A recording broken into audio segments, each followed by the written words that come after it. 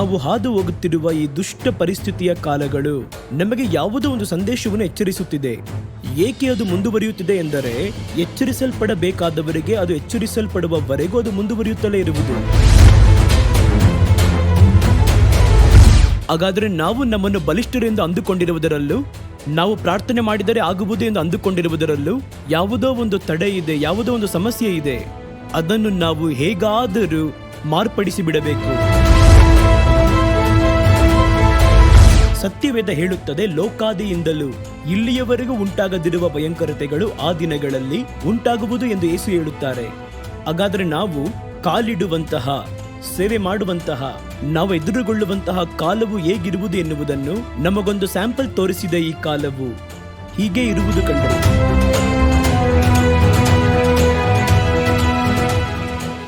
ದೇವರಾದ ಯೇಸು ಕ್ರಿಸ್ತನ ನಾಮದಲ್ಲಿ ನಿಮ್ಮೆಲ್ಲರಿಗೂ ನನ್ನ ಪ್ರೀತಿಯ ಅಭಿನಂದನೆಗಳು.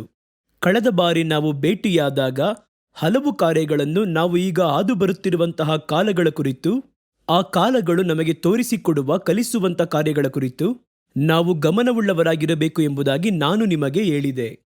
ಒಂದು ದೊಡ್ಡ ಶೋಧನೆ ಕಾಲ ಬರುವಾಗ, ಒಂದು ದೊಡ್ಡ ನಾವು ಎದುರು ನೋಡದೇ ಇರುವಂತಹ ಭಯಂಕರಗಳು ನಮ್ಮ ಜೀವನದಲ್ಲಿ ಸೇವೆಯಲ್ಲಿ ಹಾದು ಬರುವಾಗ, ನಾವು ಅದರ ಮೇಲೆ ಮಾತ್ರ ಗಮನವನ್ನು ಇಡದೆ ಇದರ ಮೂಲಕ ಕರ್ತನು ನಮಗೆ ಏನನ್ನು ಕಲಿಸಿಕೊಡಲು ಇಷ್ಟಪಡುತ್ತಾರೆ, ಈ ಒಂದು ಕಾರ್ಯವು, ಸಮಸ್ಯೆಯು ನಮಗೆ ಏನನ್ನು ಕಲಿಸಿಕೊಡುವಂಥದ್ದಾಗಿದೆ ಎನ್ನುವುದನ್ನು ನಾವು ಗಮನಿಸಬೇಕು. ಹಾಗೆ ಗಮನಿಸಿ ನೋಡದಿದ್ದರೆ ನಮಗೆ ಪುನಃ ಪುನಃ ಇದೇ ವಿಧವಾಗಿರುವಂಥ ಕಾರ್ಯಗಳು ಮುಂದುವರೆದು ಬರುವಾಗ ಅದರ ಮುಂದೆ ನಿಲ್ಲಲಾರದೆ ಹೋಗಿ ಬಲಹೀನವಾಗುವೆವು. ಹಾಗಾದರೆ ಬಹಳ ಗಮನವಾಗಿ ಈಗ ಹಾದು ಬಂದಿರುವಂಥ ಈ ಕಾಲಘಟ್ಟವು, ನಾವು ಹಾದು ಹೋಗುತ್ತಿರುವ ಈ ದುಷ್ಟ ಪರಿಸ್ಥಿತಿಯ ಕಾಲಗಳು ನಮಗೆ ಯಾವುದೋ ಒಂದು ಸಂದೇಶವನ್ನು ಎಚ್ಚರಿಸುತ್ತಿದೆ. ಏಕೆ ಅದು ಮುಂದುವರಿಯುತ್ತಿದೆ ಎಂದರೆ, ಎಚ್ಚರಿಸಲ್ಪಡಬೇಕಾದವರಿಗೆ ಅದು ಎಚ್ಚರಿಸಲ್ಪಡುವವರೆಗೂ ಅದು ಮುಂದುವರಿಯುತ್ತಲೇ ಇರುವುದು. ನಾವು ಅದನ್ನು ತಿಳಿದುಕೊಂಡು ಸರಿಪಡಿಸುವುದಕ್ಕಾಗಿಯೇ ಕರ್ತನು ಯಾವ ಉದ್ದೇಶಕ್ಕೋಸ್ಕರವಾಗಿ ಅನುಮತಿಸಿದ್ದಾರೋ ಅದು ನೆರವೇರುವವರೆಗೂ ಆ ಕಾಲವು ಮುಂದುವರಿಯುತ್ತಲೇ ಇರುವುದು. ನಾನು ಹೇಳೋದು ಅರ್ಥ ಆಯ್ತಾ? ಕರ್ತನು ನಿಮಗೆ ಕಲಿಸುವುದಕ್ಕಾಗಿ ಮಾತ್ರ ಈ ದಿನಗಳನ್ನು ಅನುಮತಿಸಲಿಲ್ಲ, ಇನ್ನೂ ಹಲವು ಕಾರ್ಯಗಳು ಕೂಡ ಇವೆ. ಅವರ ದಂಡನೆಯ ಒಂದು ಕಾಲ, ಅವರು ಶುದ್ಧೀಕರಿಸಲ್ಪಡುವ ಕಾಲ, ಇವೆಲ್ಲವೂ ಇದೆ. ಅದು ಮುಂದುವರಿದು ದೇವರ ಮಕ್ಕಳಾಗಿರುವಂತಹ ನಿಮಗೆ ಒಂದು ಸಂದೇಶವಿದೆ ಈ ಕಾಲಗಳಲ್ಲಿ.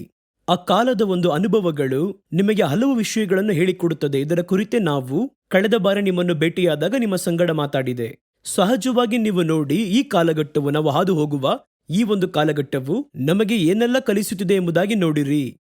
ಇನ್ನು ಮುಂದೆ ಬರುವಂತ ಕಾಲಗಳನ್ನು ಎದುರುಗೊಳ್ಳುವ ಸಲುವಾಗಿ ಬಲವು ನಮ್ಮಲ್ಲಿ ಉಂಟಾ ಎನ್ನುವುದನ್ನು ನಾವು ತಿಳಿದುಕೊಳ್ಳುವಂತೆ ಮಾಡುತ್ತದೆ. ಇದನ್ನೇ ನಾವು ಕಳೆದ ಬಾರಿ ಭೇಟಿಯಾದಾಗ ವಿವರವಾಗಿ ಧ್ಯಾನ ಮಾಡಿ ನೋಡಿದೆವು. ನೀವು ಹೇಳಿರಿ, ಈಗ ನಿಮ್ಮಿಂದ ಈ ಕಾಲವನ್ನು ಎದುರಿಸಲು ಆಗುತ್ತಿದೆಯಾ? ಈ ಕಾಲದ ಕುರಿತು ಕರ್ತನ ಸತ್ಯವೇದ ಹೇಳುತ್ತದಲ್ಲ, ಆಯ್ದುಕೊಳ್ಳಲ್ಪಟ್ಟವರ ನಿಮಿತ್ತ ಆ ಉಪದ್ರವ ಕಾಲ ಕಡಿತವಾಗುವುದು ಎಂದು ಹೇಳಲ್ಪಡುತ್ತದಲ್ಲ. ಉಪದ್ರವಗಳು ಬಂದರೂ ಅದರ ಒಂದು ಬಾಧೆಗಳು ಕಡಿತವಾಗುವುದೆಂಬುದಾಗಿ ಹೇಳಲ್ಪಟ್ಟಿದೆಯಲ್ಲ. ಕಡಿತವಾಗಿದೆಯಾ? ಯೋಚನೆ ಮಾಡಿ ನೋಡಬೇಕು. ಸುಮ್ಮನೆ ನನ್ನ ಪಾಡಿಗೆ ನಾನು ಸೇವೆ ಮಾಡ್ತಾ ಇದ್ದೇನೆ, ಕೆಲವೊಬ್ಬರಿಗೆ ಬಹಳ ಸಂತೋಷ. ಈ ವಿಧವಾದ ಉಪದ್ರವ ಕಾಲ ಬರುವಾಗಲೇ ನಾವು ಬಂದು ಹೇಗಾದರೂ ಮಾಡಿ ಸೇವೆಯನ್ನು ಮಾಡುತ್ತಾ ನಮ್ಮನ್ನು ನಾವು ಸ್ಥಾಪಿಸಿಕೊಳ್ಳಬೇಕೆನ್ನುವಂತ ಹೋರಾಡುವ ಗುಂಪು ಇದ್ದಾರೆ. ಒಳ್ಳೆ ಸಮಯ ಕಣಪ್ಪ, ಈ ಸಮಯವನ್ನು ಬಿಟ್ರೆ ಆಮೇಲೆ ಹಿಡಿಯುವುದಕ್ಕಾಗುವುದಿಲ್ಲ, ಹೇಗಾದರೂ ಸ್ಥಾಪನೆ ಮಾಡಿಕೊಳ್ಳೋಣ. ನಾವು ನಮ್ಮನ್ನು ನಿರೂಪಿಸುವುದಕ್ಕಾಗಿ, ನಮ್ಮನ್ನು ಸ್ಥಾಪಿಸಿಕೊಳ್ಳುವುದಕ್ಕಾಗಿ, ನಮ್ಮನ್ನು ದೊಡ್ಡವರು ಎಂಬುದಾಗಿ ತೋರಿಸಿಕೊಳ್ಳುವುದಕ್ಕಾಗಿ ಈ ಕಾಲವನ್ನು ನೇಮಿಸಿಲ್ಲ. ನಮ್ಮ ಮನದಲ್ಲಿರುವುದನ್ನು ನಾವು ತಿಳಿದುಕೊಳ್ಳಬೇಕು ಎನ್ನುವುದಕ್ಕಾಗಿ. ಕಳೆದ ಅಲೆಯು ಬಂದಾಗ ನಾವು ಎಷ್ಟು ಪ್ರಾರ್ಥನೆಯನ್ನು ಮಾಡಿದ್ದೇವೆ, ಹಲವು ಬಾರಿ ಹಲವು ಕೂಟಗಳನ್ನು ಕೂಡಿ ಪ್ರಾರ್ಥಿಸಿದ್ದೇವೆ. ಆದರೂ ಅಲೆ ಬಂದಾಯಿತು. ಅದಾದ ನಂತರವೂ ಪ್ರಾರ್ಥನೆ ಮಾಡಿದ್ರು, ಆನ್ಲೈನ್ನಲ್ಲಿ ಪ್ರಾರ್ಥನೆ ಮಾಡಿದ್ರು, ಇವರಿಗಾಗಿ ಪ್ರಾರ್ಥನೆ, ಅವರಿಗಾಗಿ ಪ್ರಾರ್ಥನೆ ಅಂತ ಅನೇಕ ಪ್ರಾರ್ಥನೆ ಮಾಡಿ ಎಷ್ಟೆಲ್ಲ ನಾವು ಪ್ರಾರ್ಥನೆ ಮಾಡ್ತಾ ಇದ್ವಿ. ಎರಡನೇ ಅಲೆ ಬಂದಾಯಿತು. ಈ ಎರಡನೆಯ ಅಲೆಯು ಮೊದಲನೆಯ ಅಲೆಗಿಂತ ಸ್ವಲ್ಪ ಕಡಿಮೆ ಆದರೂ ಇರಬೇಕಿತ್ತಲ್ವೇ? ಆದರೆ ಇಲ್ಲ, ಮೊದಲನೆಯ ಅಲೆಗಿಂತ ತೀವ್ರವಾಗಿ, ಇನ್ನೂ ಭಯಂಕರವಾಗಿ ಬಂದದ್ದಾಗಿದೆ. ಮೊದಲ ಅಲೆಯಲ್ಲಿ ಮ್ಯಾಕ್ಸಿಮಮ್ ಒಂದು 3,000 ಮಂದಿ, 4,000 ಮಂದಿ ಬಾಧೆಗೆ ಒಳಪಡುತ್ತಿದ್ದಾರೆ ಎನ್ನುವ ಸುದ್ದಿ ಬಹಳ ತೀವ್ರವಾಗಿತ್ತು. ಬ್ಯಾಂಗ್ಳೂರಲ್ಲಿ 2,000 ಜನ, 3,000 ಜನ, 6,000 ಜನ ಸೋಂಕಿತರಾದರು ಎಂದು ಬಂದವು. ಪ್ರಾರ್ಥನೆ ಮಾಡಿದ್ವಿ. ಮೊದಲ ಅಲೆಯಲ್ಲಿ ಸ್ವಲ್ಪ ಕಡಿತವಾದಂತಿತ್ತು, ನಾವು ಪ್ರಾರ್ಥನೆ ಮಾಡಿದ್ವಿ. ಆದರೆ ಎರಡನೇ ಅಲೆ ಬಂದಾಗ ನೋಡಿ, ಅದೇ ಎಣ್ಣಿಕೆ 10 ಪಟ್ಟು ಅಧಿಕವಾಗಿ 30,000 ಮಂದಿ ಬಾಧೆಗೊಳಗಾದರು, ಲಕ್ಷಗಟ್ಟಲೆ ಸೋಂಕಿತರಾದರು, 1,000 ಮಂದಿ ಸೋಂಕಿತರಾದರು ಎಂದು ಅದರ ಒಂದು ಬಾಧೆ ಅಧಿಕವಾಗುತ್ತಲೇ ಬರುತ್ತಿದೆ. ಈಗ ಒಂದು ಪ್ರಶ್ನೆ ಕೇಳ್ತೀನಿ, ಹಾಗಾದ್ರೆ ನಾವು ಮಾಡಿದ ಪ್ರಾರ್ಥನೆ ಏನಾಯ್ತು? ನಾವು ಇಷ್ಟು ಜನ ಪ್ರಾರ್ಥನೆ ಮಾಡಿದ್ವಲ್ಲ, ಏನಾಯ್ತು? ಮೊದಲ ಅಲೆಯಲ್ಲಿ 4,000 ಮಂದಿಯನ್ನು ಬಾಧಿಸಿದ್ದು ಎರಡನೆಯ ಅಲೆ ಬರುವಾಗ 3,000 ಮಂದಿಗೆ ಇಳಿದಿದೆ ಎಂದು ಹೇಳುವುದಾದರೆ, ಏನೋ ನಾವು ಮಾಡಿದ್ರಲ್ಲಿ ಎಫೆಕ್ಟ್ ಆಗಿದೆ ಎಂದು ಅರ್ಥ. ಆದರೆ ಅದು 10 ಪಟ್ಟು ಅಧಿಕವಾಗಿದೆಯಲ್ಲವೇ? ಆದ್ರೆ ನೀವು ಕೂಟವಾಗಿ ಪ್ರಾರ್ಥನೆ ಮಾಡಿದ್ರಲ್ಲ, ಅದು ಏನಾಯ್ತು? ನಾನು ಪ್ರಾರ್ಥನೆ ಮಾಡಿದ್ನಲ್ಲ, ಅದೇನಾಯ್ತು? ಏನೂ ಆಗಲಿಲ್ಲ. ಅಧಿಕರಿಸುತ್ತಲೇ ಹೋಗುತ್ತಿದೆ. ಇದನ್ನು ತಿಳಿಯದೇ ಇರುವಂತದ್ದೇ ತಪ್ಪು. ಈಗ ನಮ್ಮ ಸಮಯ ಎಚ್ಚರಗೊಳ್ಳುವಂತ ಸಮಯ. ಹಾಗಾದ್ರೆ ನಾವು ನಮ್ಮನ್ನು ಬಲಿಷ್ಠರು ಎಂದು ಅಂದುಕೊಂಡಿರುವುದರಲ್ಲೂ, ನಾವು ಪ್ರಾರ್ಥನೆ ಮಾಡಿದರೆ ಆಗುವುದು ಎಂದು ಅಂದುಕೊಂಡಿರುವುದರಲ್ಲೂ ಯಾವುದೋ ಒಂದು ತಡೆ ಇದೆ, ಯಾವುದೋ ಒಂದು ಸಮಸ್ಯೆ ಇದೆ. ಅದನ್ನು ನಾವು ಹೇಗಾದರೂ ಮಾರ್ಪಡಿಸಿ ಬಿಡಬೇಕು. ನಾವು ಈಗಲೇ ಆ ಸ್ಥಳವನ್ನು ಸರಿಪಡಿಸಿ ಬಿಡಬೇಕೆಂದು ನಾವು ತೀರ್ಮಾನಿಸಬೇಕು.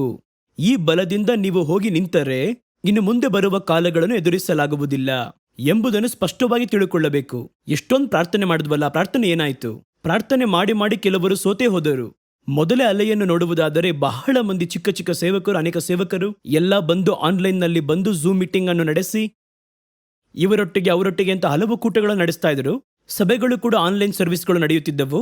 ನಾನು ಈಗ ಬಹಳ ಗಮನಿಸಿ ನೋಡ್ತಾ ಇದ್ದೀನಿ, 2ನೇ ಅಲೆಯಲ್ಲಿ ಹಲವು ಸಭೆಗಳ ಆನ್ಲೈನ್ ಸರ್ವಿಸ್ಗಳು ಕೂಡ ನಿಲ್ಲಿಸಲ್ಪಟ್ಟಿವೆ. ಸೋತು ಹೋದರು.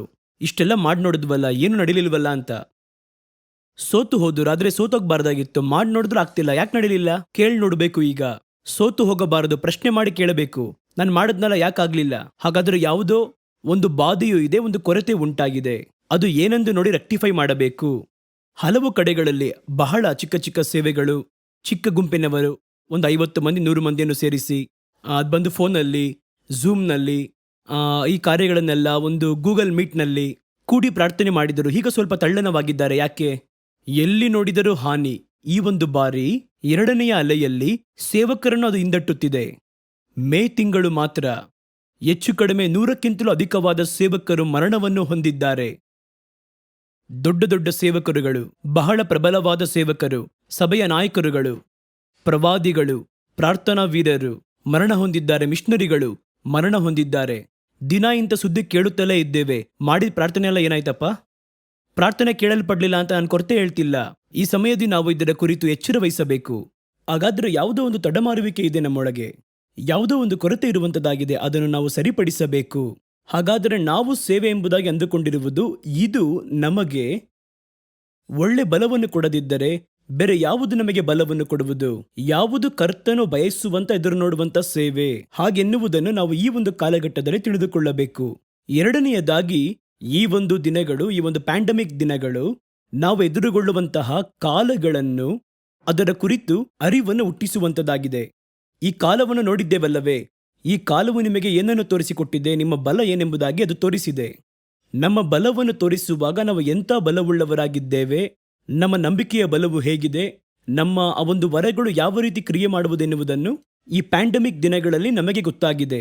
2ನೇಯದಾಗಿ, ಈ ಒಂದು ಕಾಲವು ನಮಗೆ ಕಲಿಸುವಂತಹ ಮುಂದಿನ ವಿಷಯ ಏನೆಂದು ಕೇಳಿದರೆ, ನಾವು ಎದುರುಗೊಳ್ಳುವಂತಹ ಕಾಲಗಳು, ಇನ್ನು ಮುಂದೆ ಬರುವ ಫ್ಯೂಚರ್ ಹೇಗೆ ಇರುವುದು ಕಾಲಗಳು ಎನ್ನುವಂಥ ಅರಿವನ್ನು ಉಂಟು ಮಾಡುತ್ತದೆ. ಅದುವೇ ಸತ್ಯ. ಇಲ್ಲಿಯವರೆಗೂ ನೋಡಿ ಕಡೆಯ ಕಾಲ ಹೇಗಿರುವುದೆಂದು ಯೇಸುವಿನ ಮೊದಲುಗೊಂಡು ನನ್ನವರೆಗೂ ಬಹುಮಂದಿ ಮಾತಾಡಿದ್ದೇವೆ. ಯೇಸು ಹೇಳಿದರು ಕಡೆಯ ಕಾಲ ಹೇಗಿರುವುದು, ಕಡೆಯ ಕಾಲ ಸೇವೆ ಹೇಗಿರುವುದು, ಕಡೆಯ ಕಾಲದ ಎಂತೆಂಥ ಉಪದ್ರವ ಬರುವುದು ಎಂದು ಬಹಳ ಹೇಳಿದ್ದಾರೆ. ಹಲವು ಸೇವಕರುಗಳು ಕಡೆಯ ದಿನಗಳ ಕುರಿತಾಗಿರುವ ಕಾಲಗಳ ಕುರಿತು ಮಾತಾಡಿದ್ದೇವೆ. ಅವೆಲ್ಲವನ್ನು ನಾವು ಬಂದು ಪುಸ್ತಕದಲ್ಲಿ ಗುರುತು ಮಾಡಿಕೊಳ್ಳುತ್ತಿದ್ದೆವು. ಓಹೋ, ಈ ರೀತಿಯಲ್ಲಿ ಆಗುವುದಾ ಎಂಬುದಾಗಿ ಆಶ್ಚರ್ಯಪಟ್ಟಿರಬಹುದು. ಬೇರೆ ವಿಚಾರಗಳಲ್ಲಿ ಗಮನ ಹರಿಸಿ ಮುಂದೆ ಸಾಗಿರಬಹುದು. ಆದರೆ ಈಗ ಮುಖಾಮುಖಿಯಾಗಿ ಎದುರುಗೊಂಡಿದ್ದೇವಲ್ಲವೇ? ಈಗ ನಮಗೆ ಏನು ಗೊತ್ತಾಯಿತೆಂದರೆ, ಇನ್ನು ಮುಂದೆ ಬರುವಂತ ಕಾಲಗಳು ಯಾವ ರೀತಿ ಇರುವುದು ಎನ್ನುವುದನ್ನು ನಮಗೆ ಸ್ಪಷ್ಟವಾಗಿ ತೋರಿಸಿಕೊಟ್ಟಿದೆ. ಇದು ಮಾರ್ಪಡುವುದು ಎಂಬುದಾಗಿ ನೀವು ನಂಬುತ್ತೀರಾ? ನೀವೇ ಮಾರ್ಪಡಬೇಕು. ಇದಕ್ಕೆ ತಕ್ಕ ಹಾಗೆ ಮುಂದೆ ಬರುವ ದಿನಗಳು ನಿರಂತರವಾಗಿ ಒಂದಾದ ಮೇಲೆ ಒಂದು ವೇಳೆ ಘೋರ ವ್ಯಾಧಿಯ ಭಯಂಕರತೆ ಮುಗಿದರೂ ಇನ್ನೊಂದು ಭಯಂಕರವೂ ಬರುವುದು. ಏಕೆಂದರೆ ಕರ್ತನ ಸತ್ಯವೇದ ಹೇಳುತ್ತದೆ, ನಾನು ನಿಮಗೆ ಭಯಪಡಿಸುತ್ತಿಲ್ಲ. ಸತ್ಯವೇದ ಹೇಳುತ್ತದೆ, ಲೋಕಾದಿಯಿಂದಲೂ ಇಲ್ಲಿಯವರೆಗೂ ಉಂಟಾಗದಿರುವ ಭಯಂಕರತೆಗಳು ಆ ದಿನಗಳಲ್ಲಿ ಉಂಟಾಗುವುದು ಎಂದು ಯೇಸು ಹೇಳುತ್ತಾರೆ. ಹಾಗಾದರೆ ನಾವು ಕಾಲಿಡುವಂತಹ, ಸೇವೆ ಮಾಡುವಂತಹ, ನಾವು ಎದುರುಗೊಳ್ಳುವಂತಹ ಕಾಲವು ಹೇಗಿರುವುದು ಎನ್ನುವುದನ್ನು ನಮಗೊಂದು ಸ್ಯಾಂಪಲ್ ತೋರಿಸಿದೆ. ಈ ಕಾಲವು ಹೀಗೆ ಇರುವುದು ಕಣ್ರಿ. ಬಹಿರಂಗವಾಗಿ ಎಳೆದು ನೀವು ಏನು ಮಾಡಲಾಗದು. ಬಹಳ ಕಾನೂನುಗಳನ್ನು, ಕಠಿಣವಾದ ನಿಯಮಗಳನ್ನು ಜಾರಿಗೊಳಿಸುವರು. ಜನಗಳು ಸ್ವತಂತ್ರವಾಗಿ ಕರ್ತನ ಮಾತನ್ನು ಕೇಳುವ ದಿನಗಳೆಲ್ಲ ಮುಗಿದೋಯಿತು. ಚೆನ್ನಾಗಿ ನೋಡಿ, ಆ ದಿನಗಳನ್ನು ನೋಡುವುದಾದರೆ ಕರ್ತನ ವಾಕ್ಯಗಳನ್ನು ಸ್ವತಂತ್ರವಾಗಿ ಮಾತಾಡಬಹುದು, ಸ್ವತಂತ್ರವಾಗಿ ಕೇಳುತ್ತಿದ್ದರು. 2020ರವರೆಗೂ ಆಗಿತ್ತು. ತಿರ್ನಲ್ವೇಲಿ ಹಾಗೂ ತೂತುಕುಡಿಯ ಸ್ಥಳಗಳಲ್ಲಿ ಕೆಲವೊಂದು ಕನ್ವೆನ್ಷನ್ಗಳಿಗೆ ಹೋಗಿದ್ದೇನೆ. ಸಾವಕಾಶವಾಗಿ ಕುಳಿತು ಕೇಳುವರು. ಕನ್ವೆನ್ಷನ್ ಕೂಟ ಆರಂಭಿಸುವುದು, ಅಲ್ಲಿ ಹೋಗಿ ವೇದಿಕೆಯಲ್ಲಿ ಮಾತಾಡ್ತಿದ್ವಿ. ಅಲ್ಲಿ ಮಾತಾಡಲು ಆರಂಭಿಸುವುದೇ ರಾತ್ರಿ 9 ಗಂಟೆಗೆ ಆರಂಭಿಸುವರು. ಅಲ್ಲಿ ಹೇಳುವರು ಗ್ರಾಮವಲ್ಲವೇ, ಅವರು ಸಾವಕಾಶವಾಗಿ ಬಂದು ಕುಳಿತು ಕೇಳುವರು ಎಂಬುದಾಗಿ. ಅಲ್ಲಿ ಸಾಯಂಕಾಲ ವೇಳೆಯಲ್ಲಿ ಚರ್ಚಲ್ಲಿ ಒಂದು ಸರ್ವಿಸ್ ನಡೆಯುವುದು. ಅದು ಮುಗಿದ ನಂತರವೇ ಹಾಡು ಹಾಡುವರು. ಪ್ರಸಂಗಿಗಳು ನಮ್ಮ ಕೈಗಳಲ್ಲಿ ವೇದಿಕೆಯನ್ನು ಬಿಟ್ಟುಕೊಡುವಾಗ, ಮೈಕನ್ನು ಕೊಡುವಾಗ 8:30 9 ಗಂಟೆ ಆಗಿರುತ್ತೆ. ಅದರ ನಂತರವೇ ಈ ಮನೆಗಳಿಂದ ಜನಗಳು ಹೊರಟು ಬರುವರು. ಹೇಗೆ ಬರುವರು ಗೊತ್ತಾ? ಕುಳಿತುಕೊಳ್ಳುವುದಕ್ಕೆ ಒಂದು ಚೀಲ, ಅವರು ಕುಡಿಯುವುದಕ್ಕೆ ಒಂದು ತಂಬಿಗೆಯಲ್ಲಿ ನೀರು, ಒಂದು ಟಂಬ್ಲರ್, ಒಂದು ಬೈಬಲ್, ಇವೆಲ್ಲವನ್ನು ಸಾವಕಾಶವಾಗಿ ಮೆಲ್ಲನೆ ಅವರು ತೆಗೆದುಕೊಂಡು ಬಂದು ಆ ಮೈದಾನದಲ್ಲಿ ಚಾಪೆ ಹಾಸಿ ಕುಳಿತುಕೊಳ್ಳುವರು. ಈ 3 ಜಿಲ್ಲೆಗಳಲ್ಲಿ ಇರುವವರಿಗೆ ನಾನು ಹೇಳುವುದು ಗೊತ್ತಾಗುವುದು. ಸಾವಕಾಶವಾಗಿ ಕುಳಿತು ಬೈಬಲ್ ತೆಗೆದುಕೊಂಡು ಓದುವರು, ಪ್ರಸಂಗವನ್ನು ಕೇಳುವರು. ಅಷ್ಟು ಬಹಳ ಚೆನ್ನಾಗಿತ್ತು. ನಮಗೆ ಮಾತಾಡುವುದಕ್ಕೆ ಒಳ್ಳೆಯ ಅವಕಾಶವಿತ್ತು, ಕೇಳುವುದಕ್ಕೆ ಒಳ್ಳೆಯ ಅವಕಾಶವಿತ್ತು. ಇನ್ನು ಮುಂದೆ ಇದೆಲ್ಲ ಕಲ್ಪನೆಯಾಗಿ ಮಾರ್ಪಡುವುದು, ಸಾಧ್ಯವಾಗದು. ಎಲ್ಲಿ ಹೋಗಿ ಮಾತಾಡುವಿರಿ ಇನ್ನು ಮುಂದೆ? ಯೋಚಿಸಿ ನೋಡಿರಿ. ಈ ವಿಧವಾದ ದುಷ್ಟಕಾಲಗಳು, ಯಾವುದೋ ಒಂದು ದುಷ್ಟಕಾಲ ಬಂದಿತು, ಪ್ಯಾಂಡಮಿಕ್ ಕಾಲ ಬಂದಿತು, ಮುಗ್ದೋಯ್ತು ಅಂತ ಮುಗ್ದೋಗುತ್ತಾ? ಮುಗಿಯುವುದಿಲ್ಲ. ಯಾಕೆಂದ್ರೆ ವಾಕ್ಯ ಹೇಳುತ್ತದೆ ಇನ್ನು ಅನೇಕ ಸಮಸ್ಯೆಗಳು ಉಂಟಲ್ಲ, ಬಹಳ ಬರುವುದಕ್ಕಿದೆ. ಇನ್ನು ಮುಂದೆ ಕಾಲಗಳು, ವಿಜ್ಞಾನಿಗಳು ಈ ರೀತಿ ಹೇಳ್ತಾರಲ್ಲ, ಸಮಾಜ ತಜ್ಞರು ಹೇಳ್ತಿದ್ದಾರಲ್ಲವೇ, ಇದರೊಟ್ಟಿಗೆ ಬದುಕಲು ಪಳಗಿರಿ ಎಂದು ಹೇಳಿದ್ರಲ್ವಾ. ಇದನ್ನು ಕಟ್ಟುಪಡಿಸಲಾಗದು ನಮ್ಮಿಂದ. ಅದು ರೂಪಾಂತರಗೊಳ್ಳುತ್ತಲೇ ಬರುತ್ತಾ ಇದೆ. ಆದ್ದರಿಂದ ಅದನ್ನು ನಿಯಂತ್ರಿಸಲಾಗುವುದಿಲ್ಲ. ಏನೋ ಬಂತು, ಒಂದು ಪ್ರತ್ಯೇಕ ಕಾಲದಲ್ಲಿ 3 ತಿಂಗಳಲ್ಲಿ ಮುಗಿದೋಯ್ತು, ಪುನಃ ನಿಮ್ಮ ಹಳೆಯ ಜೀವಿತಕ್ಕೆ ಹೋಗಿ ಎಂಬುದಾಗಿ ನಿಮಗೆ ಹೇಳಲು ಆಗುತ್ತಿಲ್ಲ. ಇದು ಮಾರ್ಪಡುತ್ತಾ ಪುನಃ ಬರುತ್ತಲೇ ಇದೆ. ಈಗ ಏನು ಮಾಡಬೇಕು? ಬದುಕಲು ಪಳಗಿಕೊಳ್ಳಿರಿ. ಹೇಗೆ ಬದುಕಲು ಪಳಗುವುದು? ಮಾಸ್ಕ್ ಧರಿಸಿಕೊಂಡೇ ಹೋಗಿರಿ. ಅಷ್ಟೇ ತಾನೇ. ಈಗ ನೋಡಿ, ನಾನೆಲ್ಲ ಜೀವನದಲ್ಲಿ ಮಾಸ್ಕೇ ಹಾಕಿಲ್ಲ. ಈಗ ಮಾಸ್ಕ್ ಧರಿಸಿಕೊಂಡೇ ಹೋಗಬೇಕು ಎಲ್ಲರೂ ಕೂಡ. ನಿಮ್ಮ ಜೀವನದಲ್ಲಿ ಕೂಡ ನೀವು ಇದಕ್ಕಿಂತ ಹಿಂದೆ 2015-16ರಲ್ಲಿ ಮಾಸ್ಕ್ ಹಾಕೊಂಡು ತಿರುಗಾಡ್ತಿದ್ರಿ. ಮಾಸ್ಕ್ಗಳನ್ನು ಅಂಗಡಿಯಲ್ಲಿ ಮಾರಾಟ ಮಾಡಿದ್ದಾರಾ? ನೋಡಿದ್ದೀರಾ? ಆದರೆ ಈಗ ಹೇಳ್ತಾರೆ ನಿಮ್ಮ ಜೀವನ ಬದಲಾಯಿತು. ಈಗ ಆಗಾಗ ಕೈ ತೊಳೆಯುತ್ತೀರಾ. ಕೆಲವರು ಊಟ ಮಾಡಿದ್ರು ಕೂಡ ಕೈ ತೊಳೆಯದೆ ತನ್ನ ಬಟ್ಟೆಯಲ್ಲಿ ಒರೆಸಿಕೊಂಡು ಹೋದವ್ರನ್ನೆಲ್ಲ ನೋಡಿದ್ದೀನಿ ನಾನು. ಈಗ ಅವನು ಊಟ ಮಾಡದೇನೆ ಕೈ ತೊಳೆಯುವಂತ ಒಂದು ಪದ್ಧತಿ ಬಂದಿದೆ ಅಲ್ಲವೇ? ದುಷ್ಟ ಕಾಲವು ಎಂತ ಒಂದು ದಿನಗಳು ಯೋಚನೆ ಮಾಡಿ ನೋಡಿ. ಹೊರಗೆ ಹೋಗಿ ಬಂದರೆ ಒಂದು ಸಂರಕ್ಷಣೆ, ಇದು ನಮಗೆ ಒಂದು ದಿನನಿತ್ಯದ ಜೀವಿತವಾಗಿ ಮಾರ್ಪಡುವುದು. ನಮಗೆ ಇನ್ನು ಮುಂದೆ ಹೀಗೆ ಹೊರಗಡೆ ಹೋದರೆ ಮಾಸ್ಕ್ ಧರಿಸಿಕೊಂಡೇ ಹೋಗಬೇಕು. ಹೊರಗಡೆ ಹೋಗಿ ಬರುವುದಾದರೆ ಇದೇ ರೀತಿ ಹೋಗಬೇಕು ಎಂಬುದಾಗಿ ನಾನು ನಿಮಗೆ ಹೇಳಲಿಲ್ಲ ಕಣ್ರಿ. ಗೌರ್ಮೆಂಟ್ ಹೇಳುತ್ತಿದೆ, ವಿಜ್ಞಾನಿಗಳು ಹೇಳುತ್ತಿದ್ದಾರೆ. ಈ ಕ್ರಿಮಿಯು ನಾಶವಾಗುವುದು ಎಂದು ನೋಡಿದರೆ ಅದು ಹೊಸ ರೂಪಾಂತರಗೊಂಡೇ ಬರುತ್ತಾ ಇದೆಯಂತೆ. ರೂಪಾಂತರ. ಈ ಕಾಲಘಟ್ಟದಲ್ಲಿ ಹೋಗಿ ಹೇಗೆ ಸಾವಕಾಶವಾಗಿ ಸುವಾರ್ತೆ ಸಾರುವುದು? ಒಂದು ಕಾಲದಲ್ಲೆಲ್ಲ ಗ್ರಾಮಗಳಲ್ಲಿ ಅಥವಾ ಕೆಲವು ನಗರಗಳಲ್ಲಿ, ಪಟ್ಟಣಗಳಲ್ಲಿ ಸುವಾರ್ತೆ ಕೂಟಗಳು ಆ ಮೈದಾನದಿ ಬಹಿರಂಗವಾಗಿ ನಡೆಯುವುದಾದರೆ ಊರೇ ಒಂದು ರೀತಿ ಮದುವೆಯಂತೆ ಇರುವುದಲ್ಲವೇ? ಊರಲ್ಲಿ ಹಾಡುಗಳನ್ನು ಹಾಕುವಂಥದ್ದು, ಅತ್ತಿತ್ತ ಜನಗಳು ತಿರುಗಾಡುವಂಥದ್ದು, ಬರುವ ಬೋಧಕರನ್ನು ಆಹ್ವಾನಿಸುವಂಥದ್ದು, ಅವರ ಊಟಕ್ಕೆ ಸ್ಥಳಕ್ಕೆ ಪರಾಮರಿಸುವಿಕೆ ನೋಡುವುದಾದರೆ ಒಂದು ಮದುವೆಯ ಸಮಾರಂಭದಂತೆ ಇರುವುದು. ನೋಡಿದ್ದೀರಾ ಅಲ್ಲವೇ?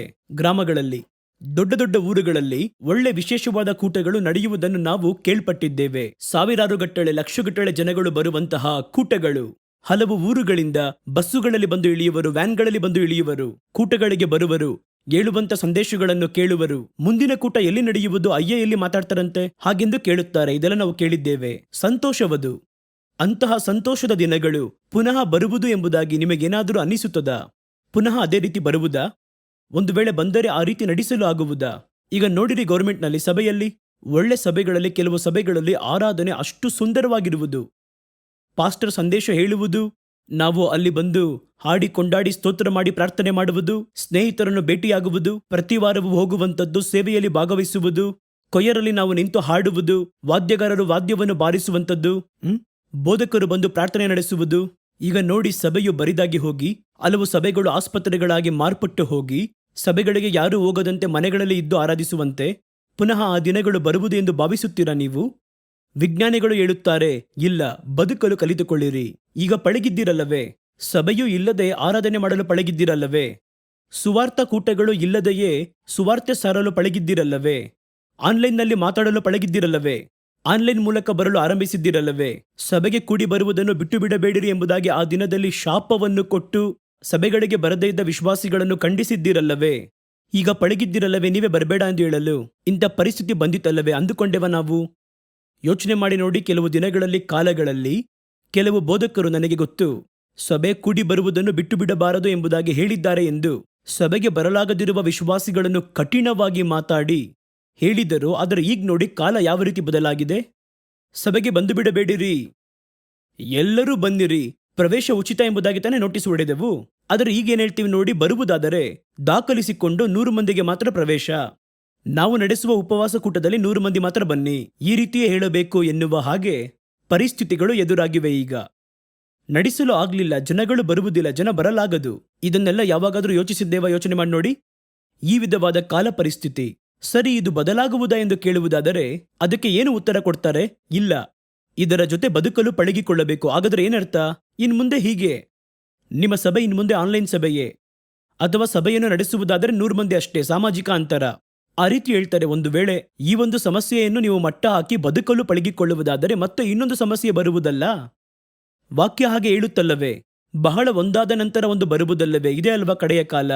ಹಾಗಾದರೆ ಕಡೆಯ ಕಾಲ ಸೇವೆ ಎನ್ನುವುದು ಸಭೆಗಳ ಕಾಲದ ಸೇವೆಯ ಹಾಗೆ ಅಲ್ಲ. ಇದು ಬಹಳ ಉಪದ್ರವಗಳು, ಹೋರಾಟಗಳು, ಮರಣ, ಭಯ, ಭೀತಿ ಇವುಗಳ ಮಧ್ಯೆ ಓಡಬೇಕು. ಇನ್ನು ಮುಂದೆ ಬರುವಂತ ಸೇವಕರು, ಸೇವಕರ ತಲೆಮಾರು, ಸಭೆಗಳು ತಾವು ಮಾಡಬೇಕಾಗಿರುವ ಸೇವೆಯ ರಣರಂಗ, ಸೇವೆಯ ಕಾಲ ಹೇಗೆ ಇರುವುದು ಎನ್ನುವುದನ್ನು ಇದು ನಮಗೊಂದು ಸ್ಯಾಂಪಲ್ ತೋರಿಸಿದೆ. ಅದು ಈ ರೀತಿಯೇ ಇರುವುದು ಎಂದು. ಇದುವೇ ಹೀಗಿದ್ದರೆ ಇನ್ನು ಮುಂದೆ ಯಾವ ರೀತಿ ಬರುವುದು ಯೋಚನೆ ಮಾಡಿ ನೋಡಿ. ಹಾಗಾದ್ರೆ ನಾವೇನ್ ಮಾಡಬೇಕು? ನೀವು ಎದುರುಗೊಳ್ಳಲಿರುವಂತಹ, ಸಂಧಿಸಲಿರುವ ದಿನಗಳ ಕುರಿತಾಗಿ ಅರಿವು ನಮಗೆ ಉಂಟಾಗಿರುವಂತದ್ದಾಗಿದೆ. ಈ ಅರಿವನ್ನು ನಾವು ಎಷ್ಟೇ ಹೇಳಿದಾಗಲೂ ಬರೆದಾಗಲೂ ತಿಳಿದುಕೊಳ್ಳುವುದಕ್ಕಿಂತಲೂ ಅನುಭವದ ಅರಿವು ಇದೆ ನೋಡಿರಿ, ನಾವು ಪಟ್ಟು ಪಡೆದುಕೊಳ್ಳುವುದು. ಆ ಅನುಭವದ ಅರಿವು ತಿಳಿಸಿಕೊಡುವುದು ಬಹಳ ಅಧಿಕ. ಅನುಭವವೇ ಈ ಒಂದು ಲೋಕದಲ್ಲಿ ಬಹಳ ದೊಡ್ಡ ಟೀಚರ್. ನೀವು ಎಲ್ಲೂ ಕಲಿಯಲಾಗದೇ ಇರುವಂತದ್ದನ್ನ ಎಕ್ಸ್ಪೀರಿಯನ್ಸ್ ಅಲ್ಲೇ ಕಲಿಯಲಾಗುವುದು. ಅದು ಕಲಿಸಿಕೊಡುವುದು ಇನ್ನೂ ವಿಶೇಷವಾಗಿರುವುದು.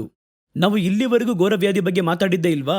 ಎಷ್ಟೋ ಸೇವಕರು ಘೋರವ್ಯಾಧಿಯ ಬಗ್ಗೆ ಮಾತಾಡೇ ಇಲ್ವಾ? ಯಾಕೆ? ನಾನೇ ಮಾತಾಡಿದಿನಲ್ವೇ. ಘೋರವ್ಯಾಧಿ ಬರುವುದು, ಹಾಗೆ ಬರುತ್ತೆ, ಈಗ ಬರುತ್ತೆ ಅಂತ ಹೇಳಿದೀವಲ್ವೇ. ಆದರೆ ಅದು ಬಂದಾಗ ಮಾತ್ರವೇ ತಾನೇ ಅದರ ಒಂದು ಪರಿಣಾಮ ಏನೆಂದು ಗೊತ್ತಾಗುತ್ತದೆ, ಅದರ ಒಂದು ಬಲ ಏನೆಂದು ಗೊತ್ತಾಗುತ್ತದೆ, ಇಷ್ಟೊಂದು ಸಮಸ್ಯೆ ಬರುವುದು ಎಂದು ಗೊತ್ತಾಗುತ್ತದೆ. ಯೋಚನೆ ಮಾಡಿ ನೋಡಿದೀವಾ? ಆಕ್ಸಿಜನ್ಗೋಸ್ಕರವಾಗಿ ಅಲೆದಾಡುವರು ಎಂದು 2000ಗಳಲ್ಲಿ ಕೂಡ ಗೊತ್ತಿಲ್ಲ ನಮಗೆ. ಆಕ್ಸಿಜನ್ ಇವತ್ತೊಂದು ಮಾತಾಡುವ ದೊಡ್ಡ ವಸ್ತುವಾಗಿದೆ. ಅದು ಶ್ವಾಸಕ್ಕಾಗಿ ಮನುಷ್ಯ ತವಕ ಪಡ್ತಿದ್ದಾನೆ. ಆಕ್ಸಿಜನ್ ಬಂದು ಮಾರಾಟದ ವಸ್ತುವಾಗಿ ಮಾರ್ಪಟ್ಟಿದೆ. ನಾಳೆ ನೀರು ಮಾರ್ಪಡುವುದು ಹಾಗೆ. ಆ ನೀರಿನ ಮೂಲಕವಾಗಿ ಒಂದು ಘೋರ ವ್ಯಾಧಿ ಹರಡುತ್ತಿದೆ. ಹಾಗಾಗಿ ಸಂರಕ್ಷಿಸಲ್ಪಟ್ಟಂತ, ಗೌರ್ಮೆಂಟ್ ಇಂದ ಅನುಮತಿಸಲ್ಪಟ್ಟಂತ ನೀರನ್ನೇ ನೀವು ಕುಡಿಯಬೇಕು. ಅಲ್ಲಿ ಅದನ್ನು ಉಂಟು ಮಾಡುವುದಕ್ಕೆ ಸ್ಟೆರ್ಲೈಟ್ಗೆ ಅನುಮತಿಯನ್ನು ಕೊಟ್ಟಿದ್ದೇವೆ, ಈ ಕಂಪನಿಗೆ ಅನುಮತಿ ಕೊಟ್ಟಿದ್ದೇವೆ ಅಂತ ಹೇಳ್ತಾರೆ. ಇನ್ನು ಮುಂದೆ ನೀರಿಗಾಗಿ ಕೂಡ ಬೇಡುವ ಕಾಲ ಬರುವುದು, ಯಾರಿಗೊತ್ತು? ಒಂದ್ ವೇಳೆ ಆ ರೀತಿ ಬಂದರೆ ಈ ವ್ಯಕ್ತಿನೇ ಹೇಳಿದ್ದು ಅಂತ ಹೇಳ್ಬೇಡಿ, ಸುಮ್ಮನೆ ಒಂದು ಮಾತಿಗೋಸ್ಕರ ಹೇಳ್ತಾ ಇದ್ದೀನಿ. ಆಕ್ಸಿಜನ್ಗಾಗಿ ಅಲಿಯುತ್ತೇವೆ ಅಂತ ಯೋಚನೆ ಮಾಡಿದ್ವಾ? ಪ್ಯಾಂಡಮಿಕ್ ಆರಂಭವಾದಾಗಲೂ ಕೂಡ ಆ ರೀತಿ ಯೋಚನೆ ಮಾಡಿದ್ವಾ? ಯೋಚನೆ ಮಾಡಿ ನೋಡಿ. ಆಗ ಕೂಡ ಕೆಲವು ವ್ಯಕ್ತಿಗಳು ಈ ಕೊರೋನಾ ಬಾಧೆಯಿಂದ ಬಾಧೆಗೆ ಒಳಗಾಗಿ ಸತ್ತರು. ಇಂದು ಗುಂಪು ಗುಂಪಾಗಿ ಬರುವಾಗ ಆಸ್ಪತ್ರೆಗಳ ಮುಂಭಾಗದಲ್ಲಿ 100 ಆಂಬ್ಯುಲೆನ್ಸ್ಗಳು ನಿಲ್ಲುವಂತದ್ದಾಗಿದೆ. ಆ ಬೆಡ್ಗಳಿಗಾಗಿ ಇಷ್ಟೊಂದು ಅಲಿಯುತ್ತಾರೆ ಅಂತ ಅಂದುಕೊಂಡಿದ್ವಾ? ಆಕ್ಸಿಜನ್ ಸಿಲಿಂಡರ್ ಇಂಥ ಒಂದು ದೊಡ್ಡ ಮಾರಾಟವಾಗುವುದು ಎಂದು ನಾವು ಎಂದಾದರೂ ಯೋಚನೆ ಮಾಡಿದ್ವಾ? ಅದಕ್ಕಾಗಿ ಇಷ್ಟೊಂದು ಒದ್ದಾಡುವರು ಅಂತ ಯೋಚನೆ ಮಾಡಿದ್ವಾ? ಇನ್ ಮುಂದೆ ಕಾಲ ಈ ರೀತಿಯೇ, ಇನ್ ಮುಂದೆ ಏನೆಲ್ಲ ಬರುವುದೋ ಎನ್ನುವಂತ ಭಯ ನಮ್ಮಲ್ಲಿ ಉಂಟಾಗುತ್ತದೆ.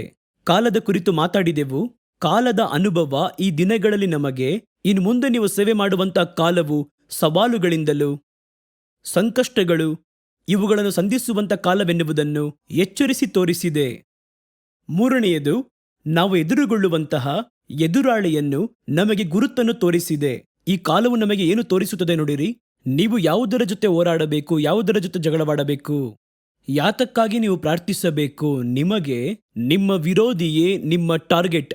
ನೀವು ಏನ್ ಟಾರ್ಗೆಟ್ ಮಾಡಬೇಕು? ನಾನು ಹೇಳ್ತಿರುವುದು ಕರ್ತನ ಮಕ್ಕಳಿಗೆ. ನೀವು ಏನ್ ಟಾರ್ಗೆಟ್ ಮಾಡಬೇಕು ಎಂಬುದನ್ನು ಈ ಕಾಲವು ನಿಮಗೆ ತೋರಿಸುವಂತದಾಗಿದೆ. ಯಾವುದಕ್ಕಾಗಿ ಪ್ರಾರ್ಥಿಸಬೇಕು ಇವೆಲ್ಲ ನಮಗೆ ಗೊತ್ತಿಲ್ಲದೆ ಇರುವುದರಿಂದಲೇ ಇದರ ಹಿಂದಿನ ಕಾಲವನ್ನು ನೋಡಿರಿ.